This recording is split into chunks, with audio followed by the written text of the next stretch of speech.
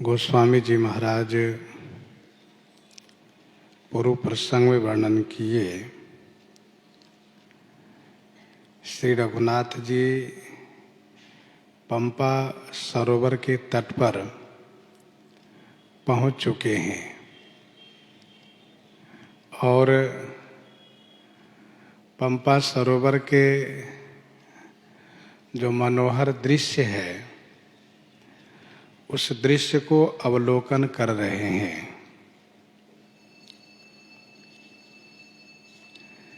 सरोवर की गहराई, सरोवर के जल की निर्मलता, सरोवर के चारों घाट, सरोवर में जल पीने वाले पशु समूह, इन सभी को देख रहे हैं। श्री राम जी सरोवर में जो कमल के पुरैन है उसको भी देख रहे हैं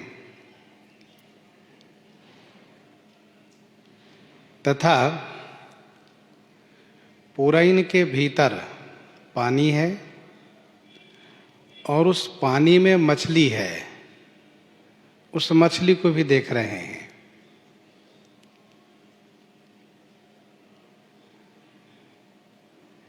इस प्रसंग की प्रस्तुति में गोस्वामी जी महाराज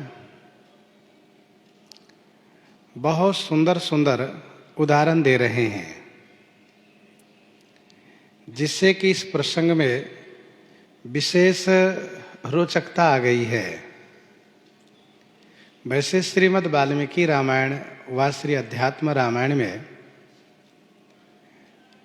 पंपा सरोवर तक श्री राम जी के विरह को वर्णन किया गया है। गोस्वामी जी इस बात को पहले भी कह दिए हैं कि श्री राम जी जब श्री सबरी जी को गति देकर के आगे चले हैं तो बिरहि ईव प्रभु करत विषादा कहत कथा अनेक संवादा, उसको भी वर्णन किए। और श्री राम जी के विरह विषाद को पंपा सरोवर तक पहुंचने में जो ही उनका जो वक्तव्य है, उनका जो वचन है, उसको गोस्वामी जी वर्णन किए। पंपा सरोवर पर पहुंच जाने के बाद पंपा सरोवर की मनोहरता को, सुंदरता को वर्णन करते हुए श्री राम जी को आनंदित होना आगे कहेंगे, श्री राम जी को सुखी होना आगे कहेंगे। अर्थात पंपा सरोवर के दृश्य को अवलोकन करने से श्री राम जी को खुशी हुई, जबकि और रामायण में यह है कि श्री राम जी श्री सीता जी के वियोग में बहुत दुखी हो जाते हैं।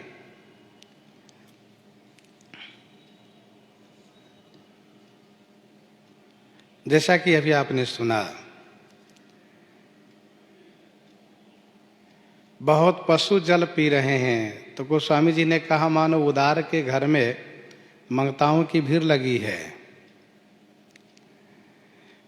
पुरैन के आढ़ में पानी का भेद नहीं पता चल रहा है, वैसे ही अविद्या माया के आढ़ में निर्गुण ब्रह्म का अवलोकन नहीं होता, निर्गुण ब्रह्म का आभास नहीं होता है, उनका अनुभव नहीं होता है।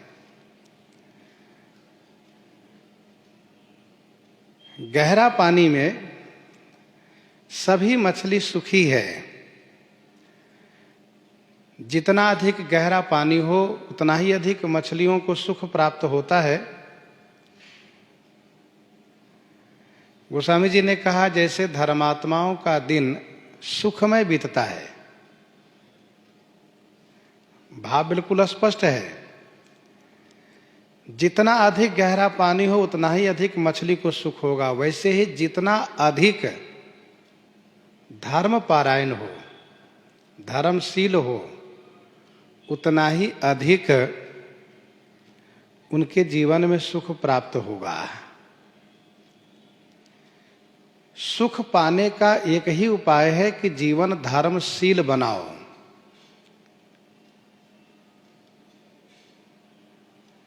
लेकिन कलयुग में उल्टा होता है, सुख चाहे मूढ़न धर्म रता। सुख की तो कामना करते हैं लेकिन धर्म नहीं करते। यदि किसी सुकृत से उसको सुख मिलता भी है तो उस सुख में स्थिरता नहीं रहती है, और धर्मशील को जो सुख मिलता है वह स्थिर रहता है।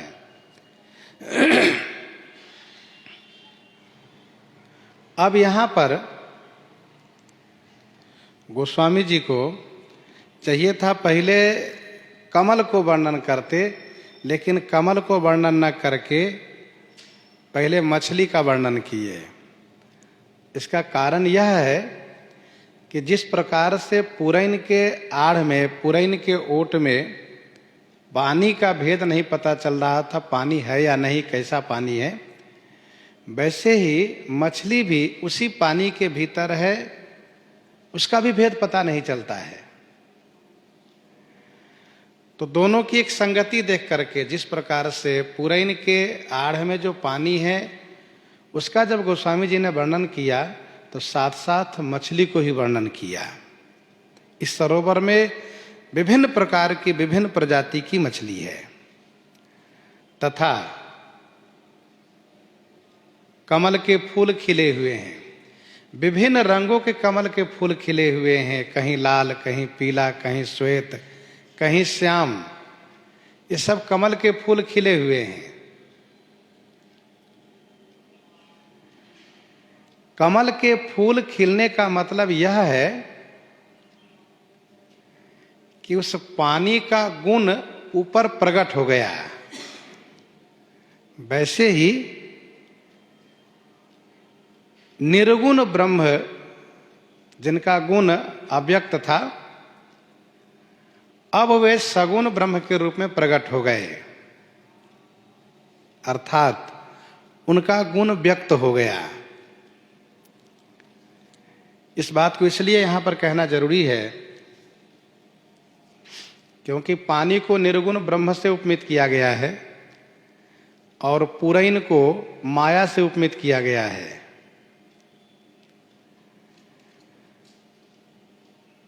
पुरैन को माया से उपमित किया गया है। पानी देखने में नहीं आ रहा था, पानी का अनुभव नहीं हो रहा था, लेकिन कमल खिलने के बाद सबको बड़ी प्रसन्नता हुई, बड़ी खुशी हुई।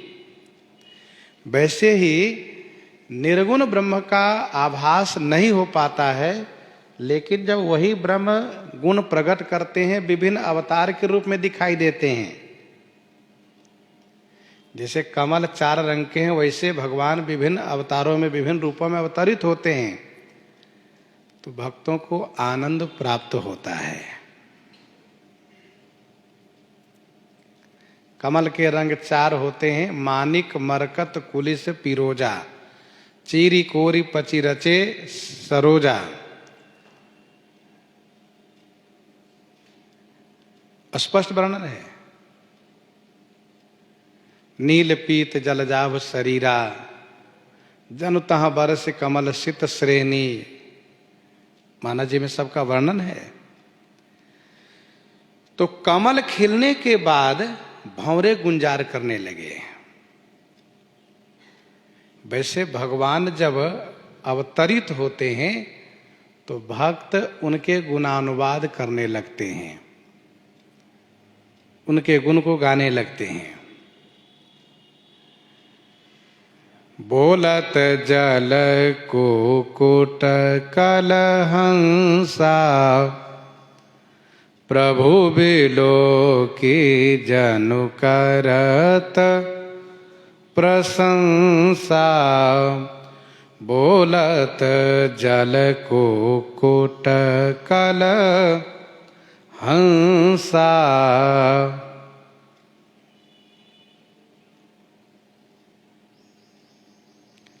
बोलत जल कुकुट कलहंसा।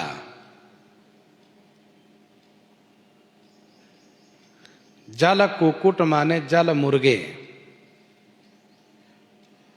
जल मुर्गा। कलहंसा माने सुंदर हंस। बोल रहे हैं। गोस्वामी जी कहते हैं जनु माने मानो, प्रभु श्री राम जी को देख करके भक्त लोग प्रशंसा कर रहे हैं।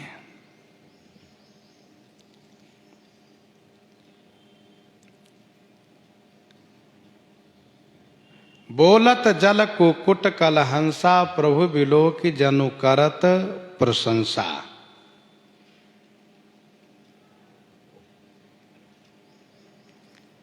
दोनों है, जल कुक्कुट है जल मुर्गा, और कलहंसा माने राजहंस। एक बात ध्यान दीजिएगा, निर्गुण ब्रह्म का कोई गुण नहीं है। गुण तो है लेकिन गुण प्रकट नहीं है। और सगुण ब्रह्म का सभी गुण प्रकट है। इसलिए सगुण ब्रह्म के भक्त उनके गुण को बखान करते हैं। भाई जिनका गुण प्रकट होगा उन्हीं के गुण तो गायन किया जाएगा। चक्र बाक बक खग समुदाय, देखत बनये बरनी नहीं जाए। चक्र बाक बक खग समुदाय। चक्र बाक माने चकवा, बक माने बगुला, खग समुदाय माने पक्षी समूह। देखते ही बनता है, वर्णन नहीं किया जा सकता, बरनी नहीं जाई।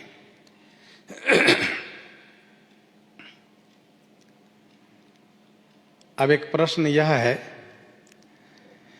कि हंस मानस सरोवर में रहता है, जहां तह काक उलूक बक मानस सकृत मराल।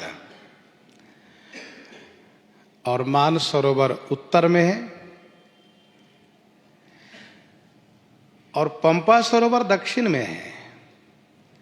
तो पंपा सरोवर में हंस कैसे दिखाई दिए, जबकि हंस मान सरोवर में केवल पाए जाते हैं, तो पंपा सरोवर में कैसे हंस पाए गए, ये प्रश्न है। इसका समाधान यह है कि पंपा सरोवर में हंस का होना, यह बात श्रीमद् वाल्मीकि रामायण और अध्यात्म रामायण में भी वर्णित है। यह बात कही गई है। तब त्रेता युग में पंपा सरोवर में भी हंस रहते थे। ये इसका समाधान हुआ। दूसरा समाधान इसका यह है कि हंस तीन प्रकार के होते हैं। राजहंस, मलिकाक्ष हंस, धार्तराष्ट्र हंस। राजहंस, मलिकाक्ष हंस, धार्तराष्ट्र हंस। शब्दकोश में इन तीनों हंस का वर्णन किया जाता है। राजहंसते चंचु चरणई लोहितई सीता, मल्लिनई माल्ली काक्षयते धार्तराष्ट्रई सीते तरई। शब्दकोश में तीनों का नाम आता है, राजहंस, मलिकाक्ष हंस, धार्तराष्ट्र हंस। संत महापुरुषों ने ये माना है कि पंपा सरोवर में मलिकाक्ष नामक हंस रहते हैं और मान सरोवर में राजहंस रहते हैं, ऐसा कहा। दूसरा एक प्रश्न यह है कि जिस तालाब में बगुले रहते हैं वहां हंस नहीं रहते हैं, यह प्रश्न है। जिस तालाब में बगुले रहते हैं उस तालाब में हंस नहीं रहते हैं। फिर यहां पर हंस और बगुले दोनों कैसे, ये प्रश्न है। बगुले के साथ हंस नहीं रहते तो यहां पर बगुले और हंस दोनों कैसे, ये प्रश्न है। विनय पत्रिका में गोस्वामी जी ने 185 में लिखा कि जेहिसर काक कंक बक सूकर, जेहिसर काक कंक बक सूकर क्यों मराल तह आवत, जेहिसर काक कंक बक सूकर क्यों मराल तह आवत।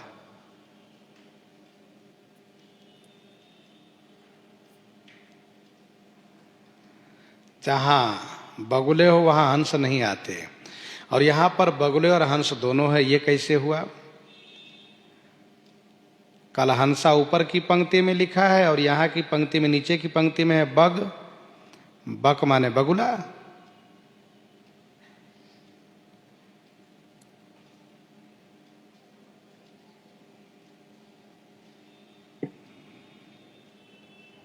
इसका समाधान यह है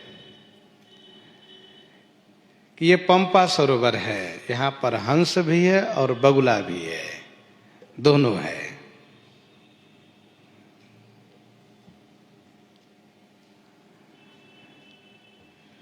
इस बात की पुष्टि हनुमान नाटक में की गई है।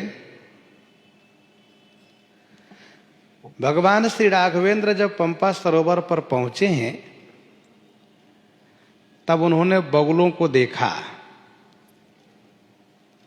अन्य पक्षियों के साथ बगुलों को देखा, और बगुला बहुत आराम आराम से पांव रखते हुए दिखाई दिए, बहुत आराम आराम से पांव रखते दिखाई दिए। तो श्री राम जी श्री लक्ष्मण जी से कहते हैं, भैया लक्ष्मण, इस पंपा सरोवर के बगुले को देखो, कितना बड़ा धर्मात्मा है, बहुत सावधानी से पांव रख रहा है जिससे कोई जंतु पांव नीचे दब करके मरे ना। पश्य लक्ष्मण पंपायाम बको परमः धार्मिकः, पश्य लक्ष्मण पंपायाम बको परमः धार्मिकः, शनैः शनैः पदम धृत्वा जीवानाम बध संकया।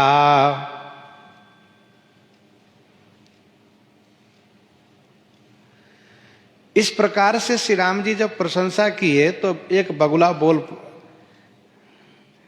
जब इस प्रकार से प्रशंसा किए बगुले की तो एक मछली बोल पड़ी, मछली बोल पड़ी। मत्स्य ने कहा, वकः किं वर्णते राम ये नाहम निष्कुली कृता, गुण दोषो न जानातिम चरित्रम सहवासिन। मत्स्य ने कहा, हे राम, आप बगुले की प्रशंसा क्यों कर रहे हैं?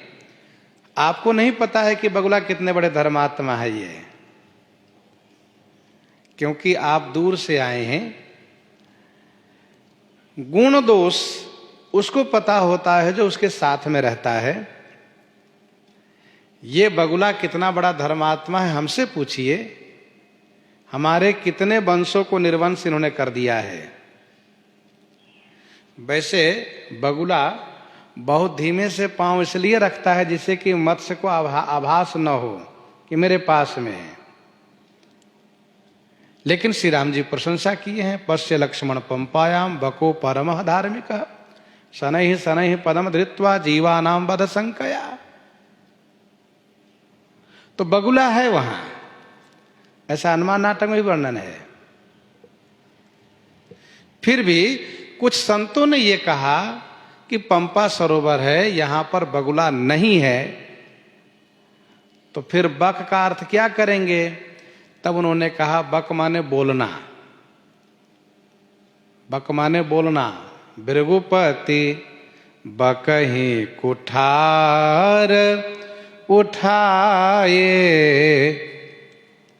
मन मुसुकाहि राम सिर नाये, भृगुपति बकहि कुठार उठाए। इस प्रकार से बकवा ने बोलना अर्थ होता है। मानस जी का शब्द है, जिनकी जैसी भावना होती है उनको वैसा ही अर्थ दिखता है, अर्थ समझ में भी आता है, उस अर्थ की पुष्टि भी हो जाती है। तो आपने दोनों भावों को सुना।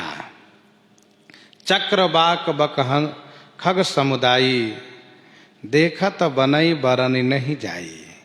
देखते ही बनता है, वर्णन नहीं किया जा सकता। पंपा सरोवर के समीपस्थ बहुत से पक्षीगण हैं जो बड़े सुहावने बोल रहे हैं। सुंदर खगगन गिरा सुहाई, सुंदर खगगन गिरा सुहाई। जात पथिक जनु लेत बोलाई, जात पथिक जनु लेत बोलाई। सुंदर खगगन गिरा सुहाई, जात पथिक जनु लेत बोलाई।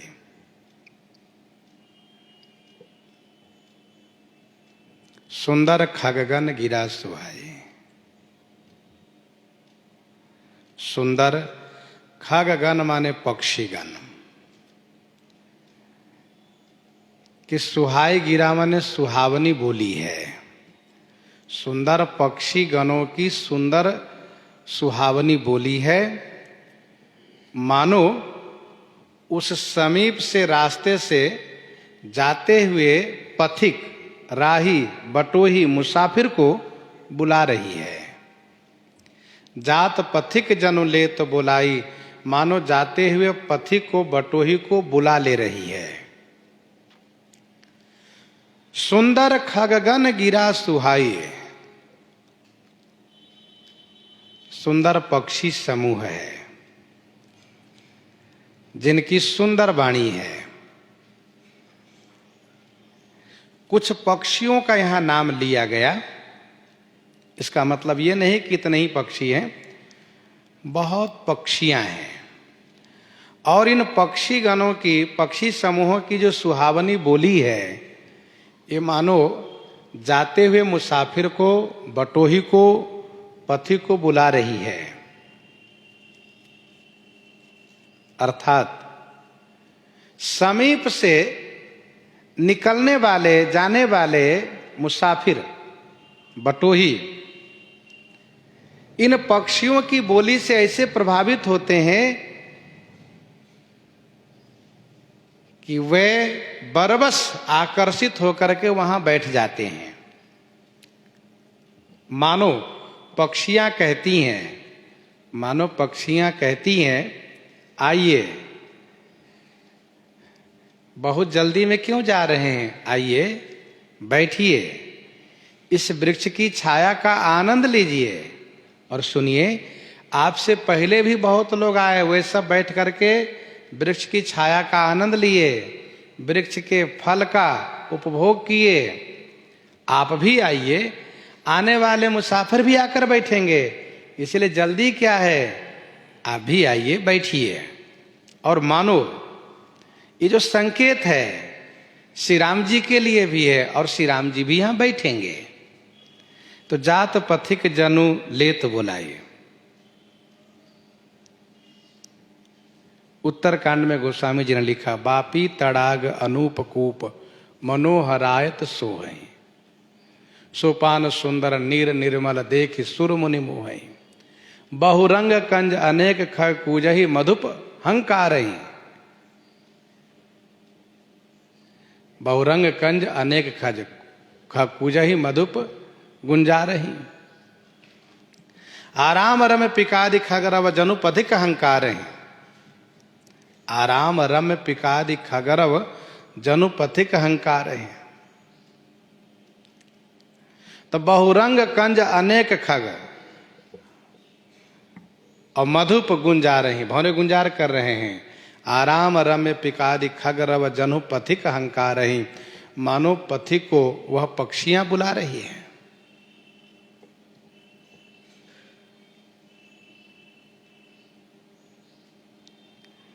यहां पर भी वही बात है।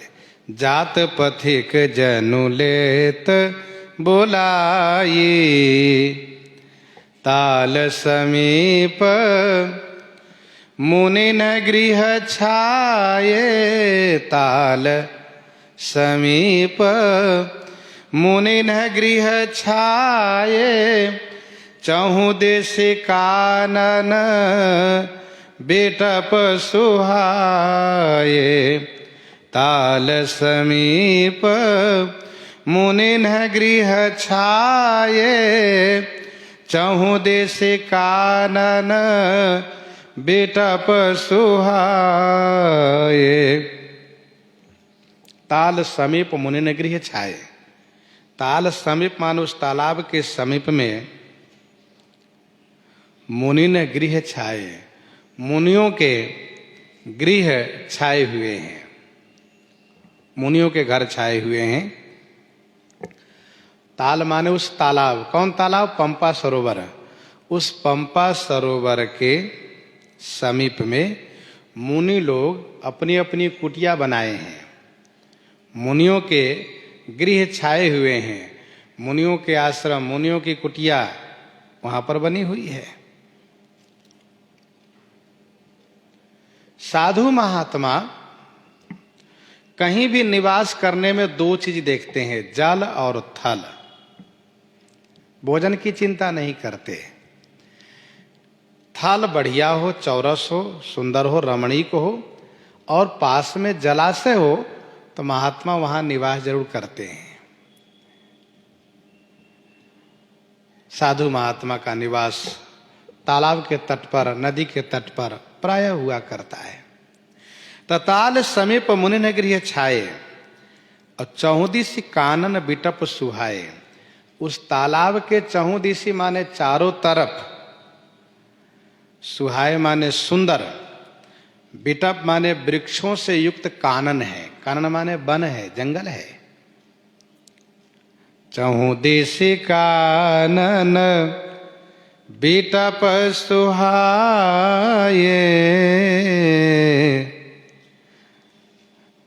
समीप में तालाब है तो तालाब के समीप में स्वाभाविक है कि वन है। जलाशय के किनारे का वन बाग हरे भरे रहते हैं, क्योंकि उन्हें भीतर ही भीतर पानी का पर्याप्त स्राव होता रहता है, पानी मिलता रहता है और वृक्ष अपने पांव से ही पानी पीते हैं, तो वहां उनको पानी मिलता रहता है। चंपक बकुल कदम्ब तमाला। ये वृक्ष कौन कौन है? तो गोस्वामी जी कुछ प्रमुख वृक्षों का नाम ले रहे हैं। इसका मतलब इतना ही नहीं, और भी प्रकार के हैं, लेकिन कुछ प्रमुख वृक्षों का नाम। चंपक बकुल कदम्ब तमाला, पाटल पनस परास रसाला। चंपक बकुल कदम्ब तमाला। चंपक, चंपा के फूल बहुत प्रसिद्ध है। उसको हर कोई नाम सुने हुए होते हैं, भले पुष्प सब कोई न देखे हो। चंपा के पुष्प बड़ा ही सुगंधित होता है, बढ़िया होता है। चंपा के वृक्ष है, ध्यान दीजिएगा, चंपा के वृक्ष होता है, चंपा पुष्प का वृक्ष होता है। हल्का पीलापन लिए हुए बहुत सुंदर पुष्प होता है इसका। बकुल माने मौल श्री, जिसको मूर्छल्ली भी कहते हैं, मौलश्री। बकुल माने मौलश्री। कदम्ब, कदम्ब को कौन नहीं जानता। तमाल, तमाल एक वृक्ष होता है, श्याम रंग के ये वृक्ष होता है, पहाड़ों पर होता है। पाटल, पाटल एक वृक्ष होता है, इसमें पत्ते की प्रधानता होती है, जिसको पांडर भी कहते हैं, जिन्हें पांडर भी कहते हैं। तो पाटल। पनस माने कटहल। परास, चाहे इसको परास कहिए चाहे पनास कहिए, पर अर्थ इसका एक ही है, क्या, पलास। पाठ परास भी है, कहीं कहीं पनास भी है, पर परास यहाँ इसका अर्थ होगा पलास। परास माने पलास, पलास का वृक्ष होता है और इसमें लाल रंग के फूल खिलता है और पलास के पत्तों का प्रयोग किया जाता है भोजन प्रसाद ग्रहण करने में, भोजन खाने में उसके पत्ते का पत्तल बनता है बढ़िया। रसाला माने आम,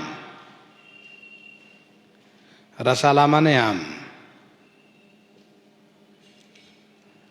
लंका कांड में 3 वृक्ष का नाम लिया गया है, पाटल, रसाल, पनस, समा। एक सुमन प्रद, एक सुमन फल, एक फल ही केवल लागहि।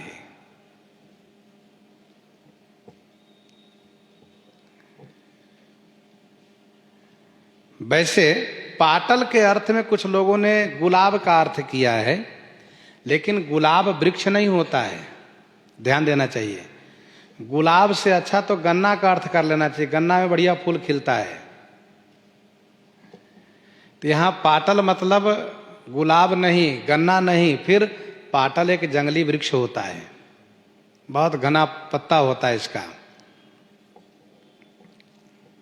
नव पल्लव कुसमित तरुनाना चंचरेक पटली कर गाना। नव पल्लव कुसमित तरुनाना। नाना तरु, नाना माने अनेक, तरु माने वृक्ष, अनेक वृक्ष। नव पल्लव कुसुमित, नव माने नए नए पत्ते से युक्त हैं और कुसुमित माने पुष्पित हैं, कुसुमित माने पुष्पित हैं। चंचरे कपटली कर गाना। चंचरिक माने भौरे, पटली माने समूह, भौरे समूह गाना कर माने गायन कर रहे हैं, भौरे समूह गायन कर रहे हैं। नव पल्लव कुसुमित तरुनाना चंचरीक पटली कर गाना।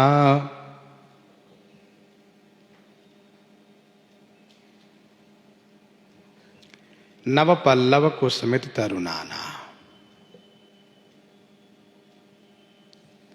सभी वृक्ष नए पत्ते और नए फूलों से युक्त हैं।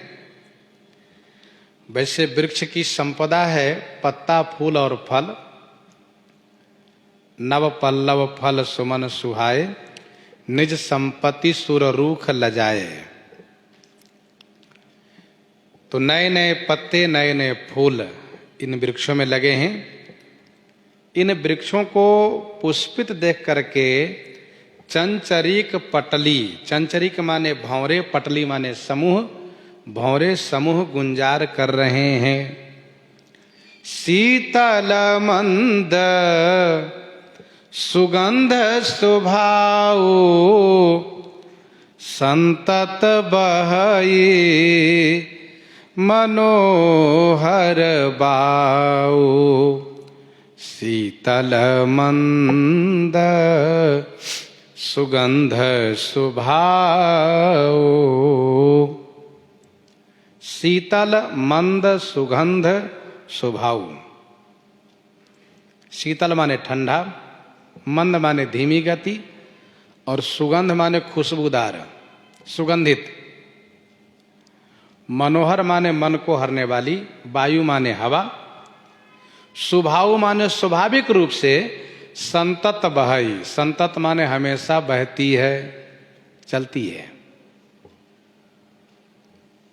शीतल मंद सुगंधित हवा जो मनोहर है, स्वाभाविक रूप से संतत माने हमेशा बहती रहती है। ध्यान दीजिएगा, शीतल सकारण हवा भी हो सकती है, जैसे कि तालाब नदी के किनारे होने से शीतल, पुष्प वाटिका के किनारे होने से सुगंधित, पहाड़ के किनारे होने से धीमी गति। परंतु मानसकार यहाँ पर कहते हैं कि स्वाभाविक रूप से हमेशा ये तीनों प्रकार की हवा चलती है, और तीन प्रकार की हवा ये शुभ मानी जाती है, सगुन परक सुखद मानी जाती है।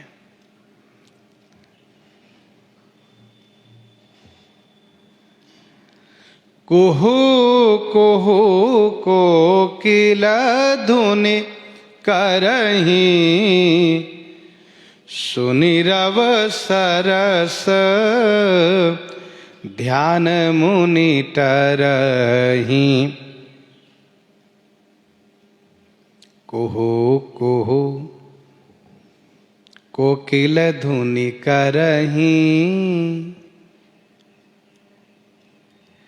पंपा सरोवर के किनारे मुनियों का आश्रम बना है, उनकी कुटिया बनी है। मुनि लोग अपनी अपनी कुटिया बना के रह रहे हैं। श्री राम जी के आने से कोयल ऐसे कुहुकने लगे, ऐसे कुहुकने लगे कि ये अपनी बोली बंद ही नहीं कर रहे हैं। ये कुहुक कुहुक कोकिल धुन कर रहे हैं। अच्छा, और पक्षियों की बोली भले ही अप्रिय लगती हो, लेकिन कोयल पक्षी की बोली प्रिय लगती है, अच्छी लगती है। तो ये कोयल ऐसे कुहुकने लगे कि इनके सरस रव, सरस माने रसीले, रव माने शब्द सुन करके मुनियों के ध्यान टल गए, अर्थात ध्यान खुल गया। कुहू कुहू को किल धुनि करही, सुनि रव सरस ध्यान मुनि टरही। ध्यान दीजिएगा, मुनि महात्मा ध्यान लगाए हो जहां पर, वहां शोरगुल नहीं करना चाहिए, वहां इस प्रकार से उत्पात नहीं करना चाहिए जिससे कि उनका भजन विक्षिप्त हो, उनका ध्यान भंग हो। जिनके द्वारा उनका ध्यान भंग होता है उनको पाप लगता है। तो क्या कोयल को पाप लगा? तो संतों ने कहा नहीं, यहां पर कोयल को पाप नहीं लगा। क्यों नहीं लगा? क्योंकि मुनि ने जिन प्रभु को ध्यान में देखने के लिए प्रयास किया है, उन्हीं मुनियों के ध्यान को भंग करके कोयल ने श्री राम जी के दर्शन लाभ प्राप्त करा दिया है। तो ध्यान दीजिएगा, जिनके शोरगुल से, जिनके उत्पात से मुनि के ध्यान खुलने के बाद उन प्रभु का दर्शन हो, जिनके ध्यान में मगन हो, तो फिर उनको पाप न लग करके पुण्य प्राप्त होता है, उनको पुण्य होता है। माना जी में 2-3 जगह ऐसे जहां की मुनियों का ध्यान भंग हुआ है। एक तो यहां पर है, सुनि रव सरस ध्यान मुनि टरही, लेकिन कोयल को पुण्य हुआ क्योंकि मुनि लोग का ध्यान भंग हुआ और मुनियों ने श्री राम जी को दर्शन किया तो सबने कोयल को बहुत साधुवाद किया, बहुत धन्यवाद किया, कहा बहुत अच्छा, बहुत अच्छा, बहुत बढ़िया।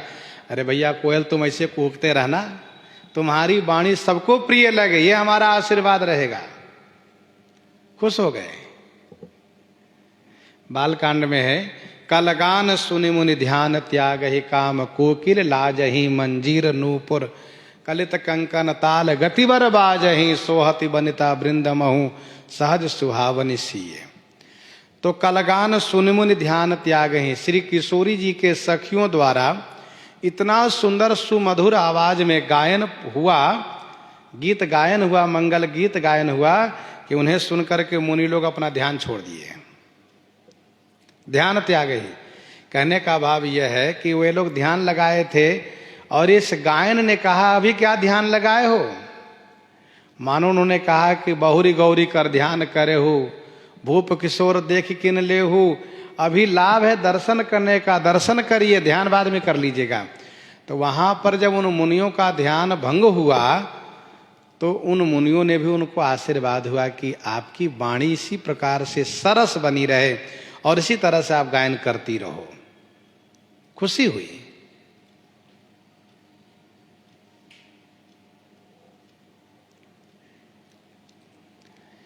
ये दो जगह शुभ हुआ है, अच्छा हुआ है। एक जगह ऐसा है जहाँ की मुनियों का ध्यान भंग हुआ तो वहाँ पर भगवान का दर्शन नहीं हुआ। तो मुनियों ने ये कहा मानो कि जहाँ जा रही हो जाओ, बढ़िया दक्षिणा पाओगी। सती बिलो के व्योम विमाना, जात चले सुंदर विधि नाना। सुर सुंदरी करहि कल गाना, सुनत श्रवण छूटहि मुनि ध्याना। सुनत श्रवण छूटहि मुनि ध्याना। भगवान शिव भगवती श्री सती जी को कथा सुना रहे हैं। उधर दक्ष यज्ञ कर रहा है। यज्ञ में देवताओं को आमंत्रित किया है सब परिवार। देवता लोग विमान पर आरूढ़ होकर के चले हैं, उनकी देवियां विमान में हैं और वे सब गीत गाती हुई जा रही हैं। हिमालय के तलहटी में जो तपस्वी लोग थे, मुनि लोग थे, वे ध्यान लगाए थे। तो सुर सुंदरी करहि कलगाना, सुनत श्रवण छूटहि मुनि ध्याना। ध्यान छूटा और देखा क्या, देवियों को भगवान नहीं दिखाई दिए। तो उन मुनियों को बुरा लगा और बुरा लगा तो परिणाम ये हुआ कि उस यज्ञ में जो जो गए थे सबको बढ़िया फल मिला। सकल सुरन विधिवत फल दीना, अर्थात सबको बड़ी पिटाई हुई है। ये वहां पर स्पष्ट वर्णन है। कामदेव ने शिव जी की समाधि को भंग किया तो परिणाम यह हुआ कि उसको जलना पड़ा, भस्म हो गया कामदेव। तो मुनि महात्मा के ध्यान भंग करने के बाद यदि उनके इष्ट देव का दर्शन न हो तो फिर उनके कोप का भाजन बनना पड़ता है। सुनिरव सरस ध्यान मुनि टरहि। मुनियों का ध्यान टल गया। नेत्र खोल करके मुनियों ने देखा, आहा हमारे श्री राम जी आए हैं। बहुत आनंदित हो गए। फल भारन नमि बिटप सब रहे, भूमि नियराई। पर उपकारी पुरुष जिमि, नवहि सुसंपत्ति पाई। फल भारन नमि बिटप सब रहे, भूमि नियराई। सब बिटप फल भारन नमी भूमि नियराई रहे। सब बिटप माने सभी वृक्ष फलों के भार से नमी माने नम्र हो करके, झुक करके भूमि नियराई रहे। भूमि नियराई माने पृथ्वी के निकट में आ गए हैं। सभी वृक्ष फल के बोझ से झुक करके भूमि के निकट आ लगे हैं। मानो ये वृक्ष कह रहे हैं उन बटोहियों से, मुसाफिरों से कि आइए फल का आनंद लीजिए, फल खाइए और बैठिए, कुछ आनंद कीजिए, बैठ करके कुछ आनंद लीजिए, फिर जाइएगा। गोस्वामी जी कहते हैं परोपकारी पुरुष जिमि नवहि सुसंपत्ति पाई। जिमि माने जैसे परोपकारी पुरुष सुसंपत्ति पाई नवही। जिमी माने जैसे परोपकारी पुरुष सुसंपत्ति माने सुंदर संपत्ति पा करके नवही माने विनम्र हो जाते हैं। परोपकारी पुरुष सुंदर संपत्ति पा करके विनम्र हो जाते हैं। जो परोपकारी नहीं है वह संपत्ति पा करके उदंड हो जाते हैं। फल भारन नमी बिटप सब, सभी वृक्षों की डालियां झुक गई है फल के बोझ से। भूमि के निकट में डालियां आ गई है। कोई भी चाहे हाथ से फल ले सकते हैं। गोस्वामी जी कहते हैं वृक्ष परोपकारी हैं। परोपकारियों की संपत्ति दूसरों के लिए ही हुआ करती है। परोपकारियों की संपत्ति, उनकी सभी वस्तुएं औरों के लिए हुआ करती है। संत बिटप सरिता गिरिधरनी, परहित हेतु सबन कई करनी। संत बिटप सरिता गिरिधरनी, परहित हेतु सबन कई करनी। ये परोपकारी हैं।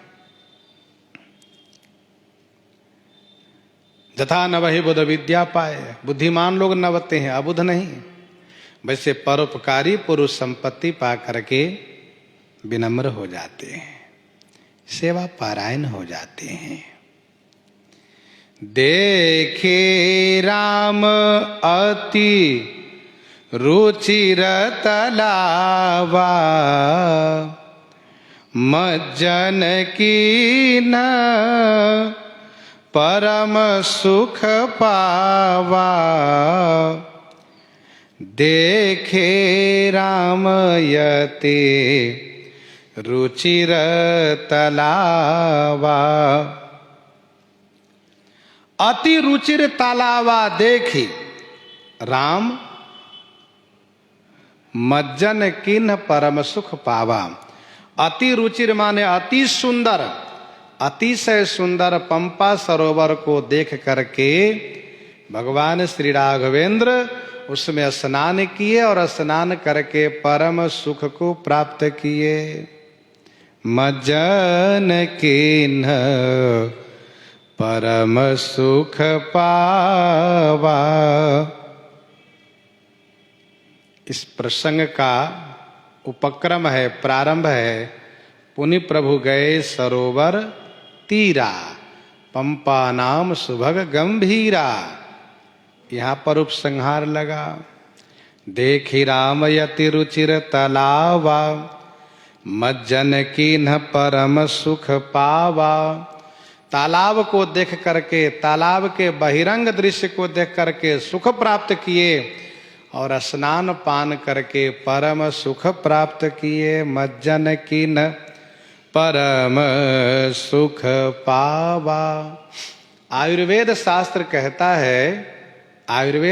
कहता है कि कहीं से भी चल करके जा करके तुरंत स्नान नहीं करना चाहिए। चलने से शरीर में गर्मी हो जाती है, तुरंत नहा लेने से वो ठंडी हो जाती है, और सरद गर्म के मिलने से शरीर में उसका नुकसान होता है। इसीलिए कहीं से भी चल के जाएं तो कुछ देर बैठें, स्थिर हो जाएं, तब स्नान करना चाहिए, ऐसा आयुर्वेद शास्त्र कहता है। तो श्री राम जी पंपा सरोवर पर चलकर आए, पंपा सरोवर की शोभा को अवलोकन किए। जिन जिन वस्तुओं को श्री राम जी ने देखा, मानसकार ने उन सब को वर्णन किया।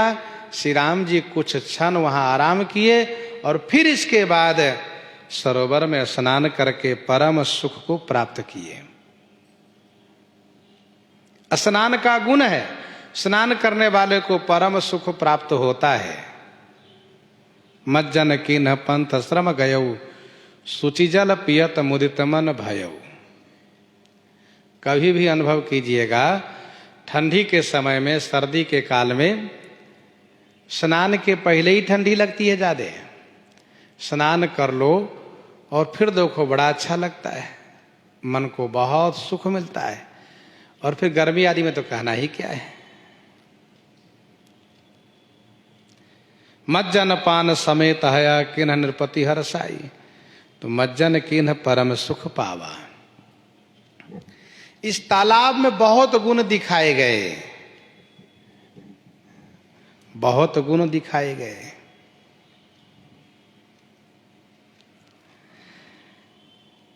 जिस प्रकार से ये तालाब अनंत गुणों से संपन्न है, जिसे देख करके श्री राम जी को सुख प्राप्त हुआ, वैसे ही जिन सज्जनों में, जिन भक्तों में ये गुण प्राप्त होते हैं, उनको देख करके श्री राम जी बहुत खुश हो जाते हैं। तभी तो श्री राम जी कहते हैं, सुन लंकेश सकल गुण तोरे, और ताते तुम अतिशय प्रिय मोरे। सुन लंकेश सकल गुण तोरे, ताते तुम अतिशय प्रिय मोरे।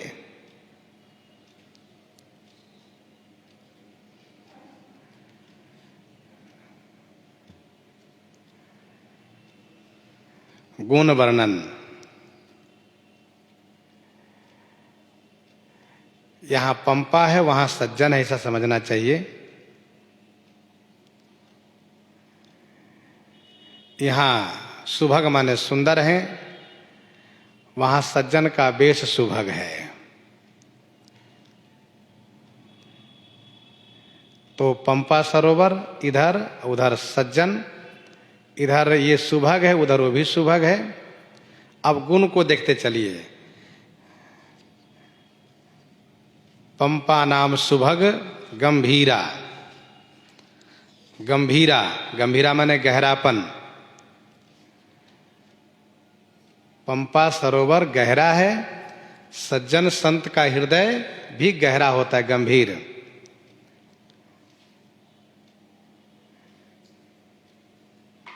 अब जैसे कि 16 गुण गिनाएंगे तो 16 में कुछ इस प्रकार से होगा, जैसे कि पंपा, उधर संत सज्जन, इधर सुभग, उधर भी सुभग। अब तीसरे गुण में है गंभीरता, और कुछ टीकाकारों ने 13 ही गुण माना है, तो 13 में तो यहाँ इसको प्रथम से माना जाएगा, 13 14। तो अब हम लोग मिलाकर चलते हैं, मिलाकर के प्रसंग को अवलोकन करें।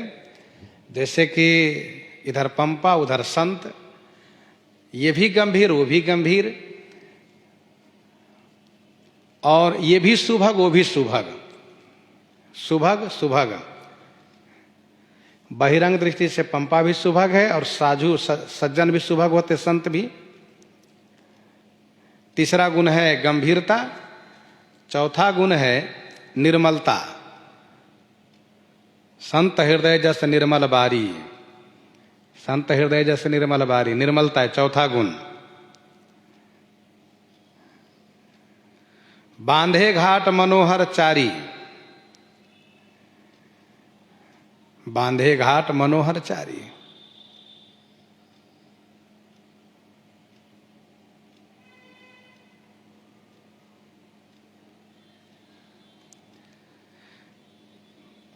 तो यहां 4 घाट बंधे हैं। संतों में क्या होना चाहिए? तो संतों में वर्णाश्रम रत होना चाहिए, वर्णाश्रम रत, ये संत का गुण हुआ। ध्यान दीजिएगा, यहां पर है जनु उदार गृह जाचक भीरा। यहां पर पंक्ति में है जनु उदार गृह जाचक भीरा। संतों में उदारता होनी चाहिए, उदारता होनी चाहिए, सबके कल्याण की भावना होनी चाहिए। सर्वे भवन्तु सुखिनः, सर्वे सन्तु निरामयः, सर्वे भद्राणि पश्यन्तु, ये भावना होनी चाहिए। माँ कश्चित् दुख भाग भवेत्। तो सर्वे भवन्तु सुखिनः, सर्वे सन्तु निरामयः की भावना, उदारता होनी चाहिए। ये बात आ गई। यहां पर है पुरैन सघन ओट जला बेगिन पाइये मर्म, माया छन्न न देखिए जैसे निर्गुण ब्रह्म। पुरैन सघन ओट जला बेगिन पाइये मर्म, माया छन्न न देखिए जैसे निर्गुण ब्रह्म। संत में क्या होना चाहिए? संत में ये होना चाहिए कि माया और ब्रह्म दोनों को जाने, माया ब्रह्म दोनों को जाने। इस तरह से गिनती करते चलिएगा।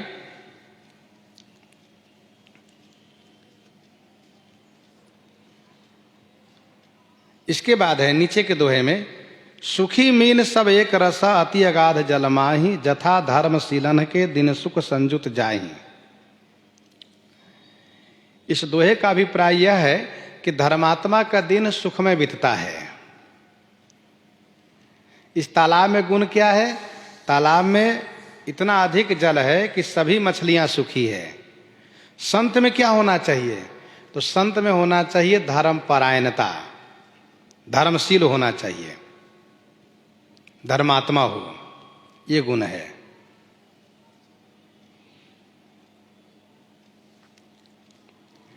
अब नीचे की चौपाई में देखते चलिए, बिकसे सरसिज नाना रंगा, बिकसे सरसिज नाना रंगा।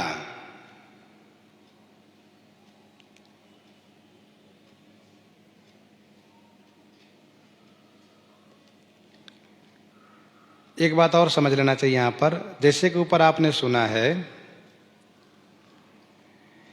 कि बांधे घाट मनोहर चारी में वर्णाश्रम रत होना चाहिए।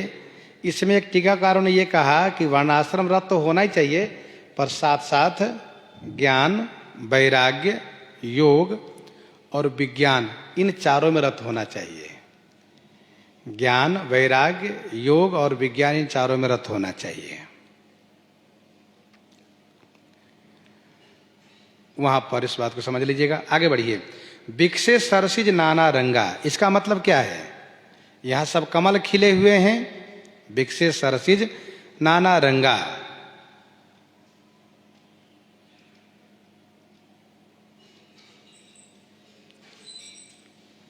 सब कमल खिले हुए हैं।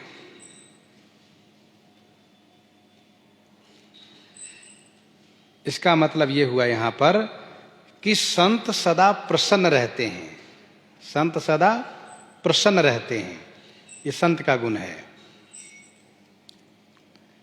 आगे वाली पंक्ति में देखिए, बोलत जल कुकुट कल हंसा, बोलत जल कुकुट कल हंसा,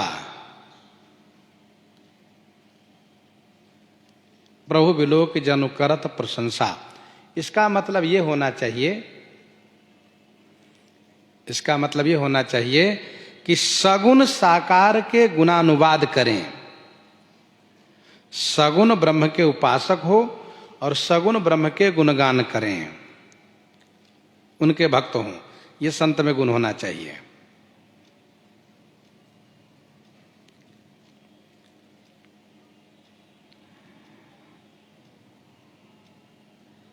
चौथी चौपाई में देखिए, सुंदर खगन गिरा सुहाई, सुंदर खगन गिरा सुहाई, जात पथिक जनु लेत बोलाई। इसका मतलब यह है कि संत मधुर भाषी होना चाहिए, मधुर भाषी। संत ऐसे बोलें कि सुनने वाले को प्रिय लगे और वे उनके पास बैठे। संतों की वाणी में कठोरता नहीं होनी चाहिए, मधुरता होनी चाहिए, सुनने वाले का हृदय प्रभावित हो, अच्छा लगे। और ये मधुरता आएगी भजन से। तो मधुर भाषी, ये गुण संतों में होना चाहिए। उसके नीचे की पंक्ति में देखिए, ताल समीप मुनि गृह छाए, ताल समीप मुनि गृह छाए। इसका मतलब ये हुआ कि संतों में साधु से भी होना चाहिए। ऐसा नहीं कि अकेले पेटू राम बनना चाहिए, सो नहीं, अपने खाए सो नहीं, साधु से भी होनी चाहिए, खिलाएं तब खाएं। ताल समीप मुनि गृह छाए, ये गुण संतों में होना चाहिए, साधु से भी। जैसे तालाब के समीप में साधु महात्मा है। इसके बाद चहुदिश कानन बिटप सुहाए, चहुदिश कानन बिटप सुहाए का मतलब यह है कि आश्रित जनों को सुख देने वाले होना चाहिए संत को। चहुदिश कानन बिटप सुहाए का मतलब है आश्रित जनों को सुख देने वाले होना चाहिए।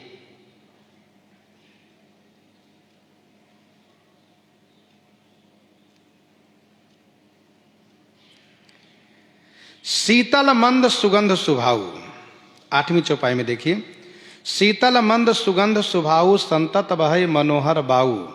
इसका मतलब यह है कि संत में सभी के सुखद होना चाहिए। शीतल मंद सुगंध सुभाऊ संतत बहै मनोहर बाऊ। संत में क्या गुण होना चाहिए? तो सबके सुखद हो, सबको सुख प्रदान करें।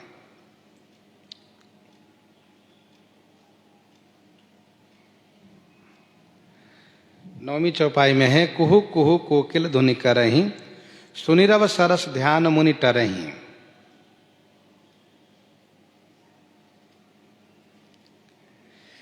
इसके मतलब यह है कि संतों में, संतों के प्रति, साधु के प्रति अति मधुर व्यवहार करें, अति मधुर बोले। ध्यान दीजिएगा, सुंदर खगन गिरा सुहाई, चौथी चौपाई में यह बात कही गई है कि संतों को मधुर भाषी होनी चाहिए, सबके लिए, सबके साथ। और इस चौपाई में, नौवीं चौपाई में, कुहू कुहू कोकिल धुनि करहीं, सुनिरव सरस ध्यान मुनि टरहीं का मतलब साधुओं से अति प्रिय बोलना चाहिए, अति मधुर बोलना चाहिए। दोहे में है, फल भारण नमि बिटप सब, रहे भूमि नियराई, परोपकारी पुरुष जिमि नवहि सुसंपत्ति पाई। तो फल भारण नमि बिटप सब, रहे भूमि नियराई, यहां दो गुण दिखाए गए, परोपकारी और नवना, नम्र होना। संत को परोपकारी होना चाहिए और विनम्र होना चाहिए। संत को परोपकारी होना चाहिए और विनम्र होना चाहिए। तो ये 15 गिनाए यहाँ से ध्यान दीजिएगा, 16 गिनाए। और जैसे कि एक तरफ पंपा, एक तरफ संत, इसके बाद उसको छोड़ करके तब गिनिएगा गिनती में, जैसे वो भी सुभग ये भी सुभग, एक, और फिर 2 में ये भी गंभीर वो भी गंभीर, फिर तीसरे में ये भी निर्मल वो भी निर्मल। इस तरह से गिनती करते हुए हमें संतों में गुण देखना चाहिए। देखी राम अति रुचिर तलावा, मज्जन किन्ह परम सुख पावा। श्री राम जी अति सुंदर तालाब को देख करके उसमें स्नान किए और परम सुख को प्राप्त किए। और फिर देखी सुंदर तरुबर छाया, देखी सुंदर तरुबर छाया, बैठे अनुज सहित रघुराया, बैठे अनुज सहित रघुराया।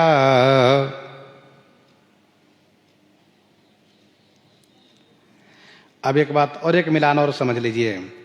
जैसे श्री राम जी स्नान किए तो उनको परम सुख प्राप्त हुआ, वैसे ही संत रूपी तालाब में अवगाहन करने वाले को परम सुख मिलता है।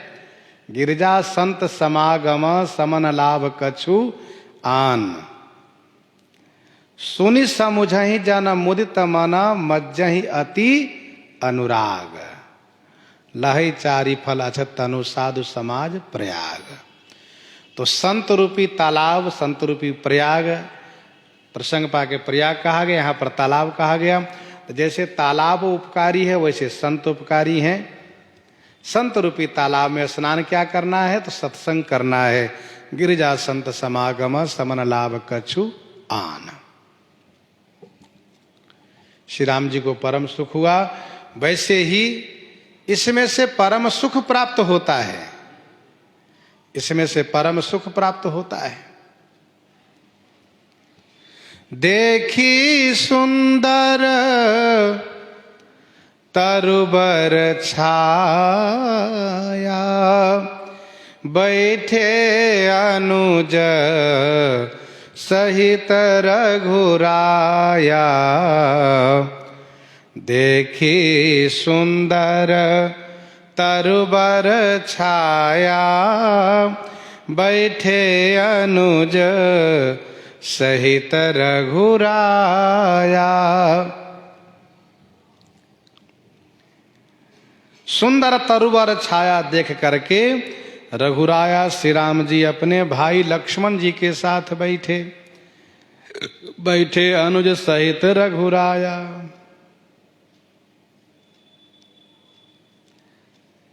वैसे ग्रीष्म काल है ये, क्योंकि आगे श्री राम जी सुग्रीव से कहेंगे गत ग्रीष्म वर्षा ऋतु आई, तभी ग्रीष्म काल है। इसलिए श्री राम जी वृक्ष की छाया में बैठ गए, पंपा सरोवर में स्नान किए और सुंदर वृक्ष की छाया में बैठ गए। जिन पक्षियों ने उनको बुलाया था वे सब और कलरव करने लगे। जात पथिक जनु लेत बुलाई, सभी बटोहियों को बुलाना इन सब पक्षियों का काम था। और यहाँ तो श्री राम बटोही को प्राप्त कर लिया पक्षियों ने। इन पक्षियों के जीवन धन्य हो गए।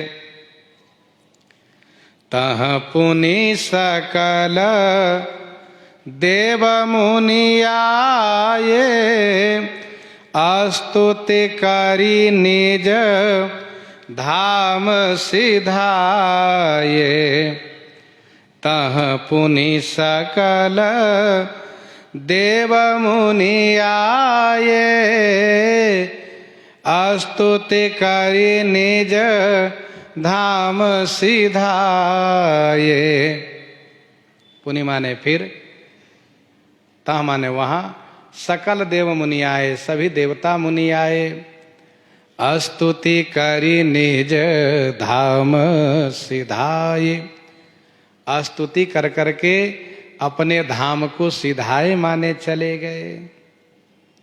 तह पुनि सकल देव मुनि आए, स्तुति करी निज धाम सिधाए। देवता लोग आए, मुनि लोग आए, सब स्तुति किए और अपने अपने धाम को चले गए। गोस्वामी जी कहते हैं, बैठे परम प्रसन्न कृपाला, कहत अनुज सन कथा रसाला। श्री रघुनाथ जी परम प्रसन्नता के साथ बैठे हैं और श्री लक्ष्मण जी से रसमयी कथा सुना रहे हैं। सुंदर दृश्य है, सुंदर शोभा है। देवर्षि नारद जी आने का विचार कर रहे हैं, सो प्रसंग आगे श्रवण करेंगे। यहीं पर हृदयांगम करते हुए आइए श्रवण करते हैं श्री विनय पत्रिका से।